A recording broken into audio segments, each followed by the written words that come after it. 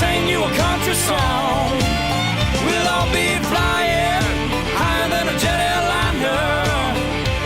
And if you want a little bang in your yin yang, come along, come along.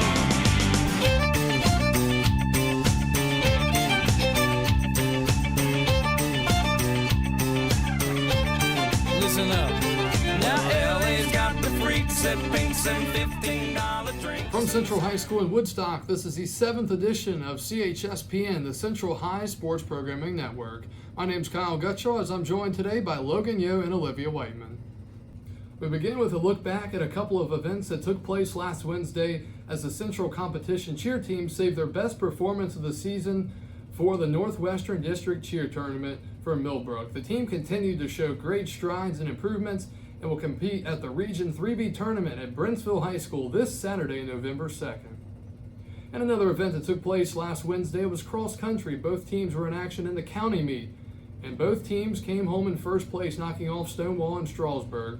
For the girls, Central Jackie Cardoso finished in first overall, while Jasmine Martinez was third, Ashley Dodd fourth, Aaliyah Kipler sixth, and seniors Olivia Whiteman and Cameron Baker came home in 11th and 12th. So a good performance for the girls. And for the boys, Chase Reimel finished second overall, with Dylan Summit third, Sean Purdy fifth, Caleb Holloman seventh, Juan Rojas 10th, and Jonathan Cardoso and Landon George 13th and 14th. This past Tuesday, Central hosted the Northwestern District 3A and 4A championships. The boys finished in first place with a 65, while the girls were in sixth. Chase Reimel led for the boys, while Jackie Cardoso paced it for the girls. Next cross-country action is the Region 3B Championship on November 5th from Woodstock. Now, the Central cross-country teams performed very well, and a little bit of a surprising performance, especially the boys getting the win, and hopefully they continue to do well. Olivia, you had a chance to catch up with Coach Wright and talk about the meet a little bit. Yeah, I did. Coach Wright seemed really pleased with how both teams, girls and boys, performed. I think we were all surprised how the boys performed at districts, seeing that we did move into 3A.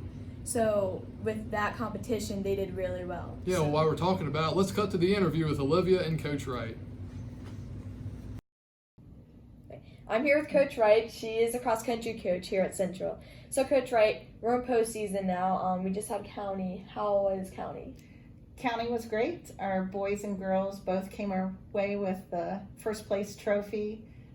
It's always a good win there, and our county has had a very competitive cross-country teams for years and years, so always like starting postseason with a win there. Yeah.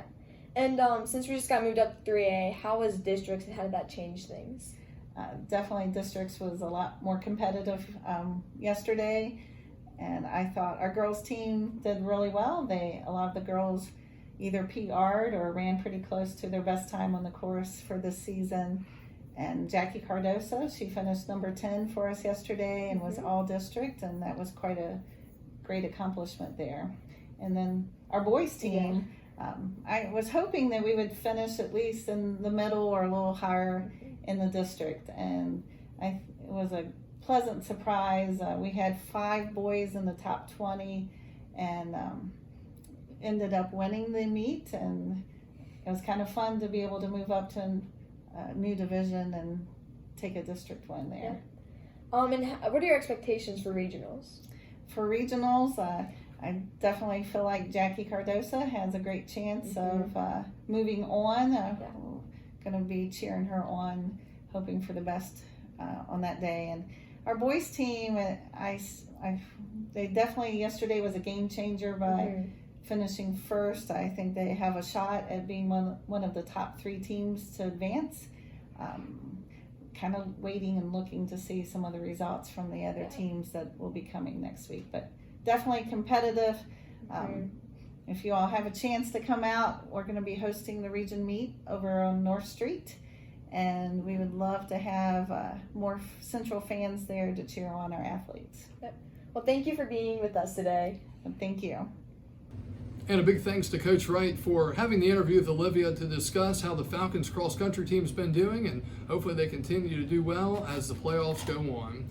Logan, you've got a few things to talk about with volleyball and football. Volleyball last Thursday was senior night as the Falcons honored Maria Marston, Clarissa Cook, and Ashlyn Ledane, and the Falcons defeated Brentsville in straight sets to pick up another win on the season. Monday, the volleyball team got back in the win column again, defeating Stonewall 3-0 on the road. Maria Marston led the team with 10 kills and 4 aces. Ella Toothman had 7 kills. Emily Funkhauser, along with Kendra Boyce, both had 5 kills of their own. Tuesday, the Falcons again hit the road, this time to William Monroe to face the Dragons, and lost 3-0, finishing the regular season with a solid and much improved 8-12 record, the best season for the team in many years. From football last Friday night, the Falcons fell to Brentsville 24-14. Central scored 7 points with time running out in the first half as Kellen Hoover connected with Cameron Wells for a long touchdown to go to halftime, only trailing 14-7. But even with an Alex Neff touchdown in the second half, Central really couldn't find the rhythm on offense and ultimately fell by 10 points, knocking the season record down to 3-5. We looked at tonight's Northwestern District matchup as the Falcons traveled to Front Royal to take on the Wildcats of Warren County. The Wildcats come in with a record of 2-6, also having dropped back-to-back games. They have potential to make some big plays, especially on offense, but 2 players to really watch out for this week are quarterback Bryce Post and linebacker Patrick Coffin. Post comes in with 1,429 yards to lead the area and 15 touchdowns. Coffin has made quite a few impact plays on defense this year, so the Falcons will need to make sure they do a good job blocking him well on Friday night. And that's a preview of Friday night's football game. Now for our game picks of the week. Here's Maria Marston as she did the game picks here on the 7th edition with Mr. Wargo. Thanks, Kyle. I'm here with Mr. Wargo, and he'll be making the game day picks this week. First, we'll start with college. We have number 9 Utah at Washington. Who do you have? Okay, even though Utah is the visiting team, they're the number 9 ranked team in the nation, so you have to go with the Utah Utes. Number 7 Oregon at USC. Once again, number 7 Oregon, the Oregon Ducks. You never know what kind of uniform they're going to wear, so I'll be tuned in and I'll be cheering for the Ducks. And then we have this week's premier SEC matchup, number 8 Georgia versus number 6 Florida, being played at Jacksonville. Ooh, it's being played in Jacksonville, Florida. All right, so those are 2 top 10 teams. There's the bell. And this is going to honor the former AT. We will definitely go with number 8, the Georgia Bulldogs. Next, moving on to high school, we have George Mason at William Monroe. Ooh, all right. George Mason, I don't really even have a good rationale for this, but it seems like I'm picking all the visiting teams. Let's stick with that. Going with George Mason. Skyline at Brentsville. Skyline at Brentsville. Whoa, Brentsville. I'm not sure.